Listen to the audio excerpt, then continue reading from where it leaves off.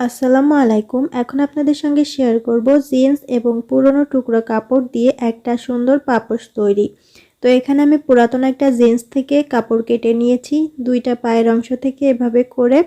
তো মেজারমেন্টটা আপনাদেরকে দেখিয়ে দিচ্ছি। দেখুন 12 ইঞ্চি রয়েছে চওড়াতে, আর এটার লম্বাতে কত রয়েছে সেটাও আপনাদেরকে দেখিয়ে দিচ্ছি। দেখুন প্রায় 17 ইঞ্চি।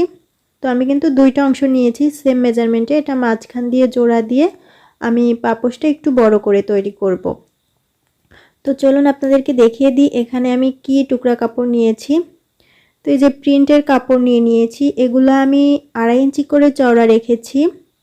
তো দুই ধরনের কাপড় আমি এখানে নিয়েছি, আপনাদের কাছে বেশি থাকলে বেশি নিতে পারেন। আর এই যে কাপড়টা নিয়েছি এটা 1.5 ইঞ্চি চওড়া রয়েছে সাইডে পাইপিং করার জন্য।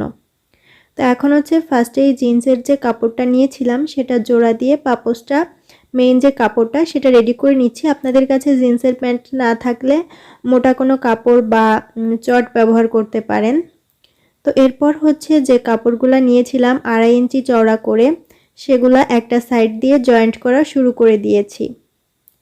তো এই যে ফার্স্টে একটা জয়েন্ট করে দিলাম, দেন এটার উপর থেকে এভাবে করে আরেকটা জয়েন্ট করে দিচ্ছি।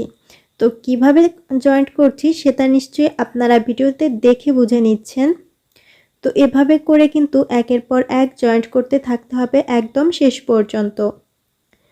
আর এখানে যদি বিভিন্ন রকমের কাপড় ব্যবহার করা হয় তাহলে কিন্তু আরও বেশি সুন্দর লাগবে। তবে আমি দুইটা কাপড় ব্যবহার করেছি, আর এগুলো কামিজের সাইড থেকে বেঁচে যাওয়া কাপড়।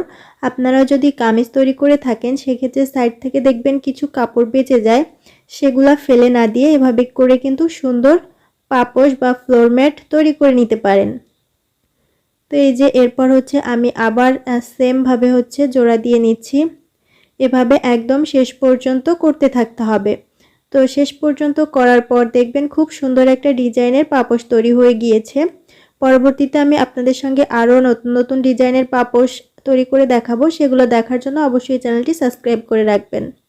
তো এই যে দেখুন পাপোশটা কিন্তু কাপড়গুলো লাগানো কমপ্লিট। এখন হচ্ছে সাইডের পাইপিংগুলো লাগিয়ে নিব। তার জন্য 1.5 ইঞ্চি যে কাপড়টা নিয়েছিলাম সেই কাপড়টা নিয়ে উল্টা সাইড থেকে সেলাই করে নিচ্ছি। পাইপিংটা আমি সোজা সাইডে নিয়ে আসব। আপনারা চাইলে কিন্তু পাইপিংটা সোজা সাইডে সেলাই করে উল্টা সাইডেও নিয়ে আসতে পারেন। তো যার যার পছন্দ মতো এটা করে নেওয়া যাবে।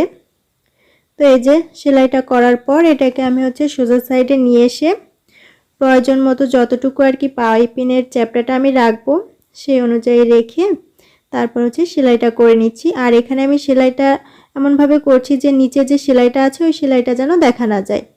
ঠিক সেম ভাবে হচ্ছে অন্য সাইডেও আমি পাইপিং করে নিব।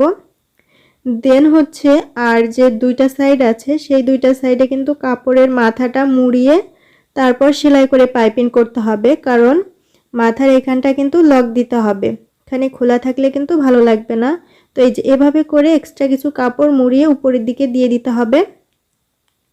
এই যে এরপর এটা যখন আমরা উল্টে নিব তখন দেখবেন এখানে খুব সুন্দরভাবে লক হয়ে গিয়েছে।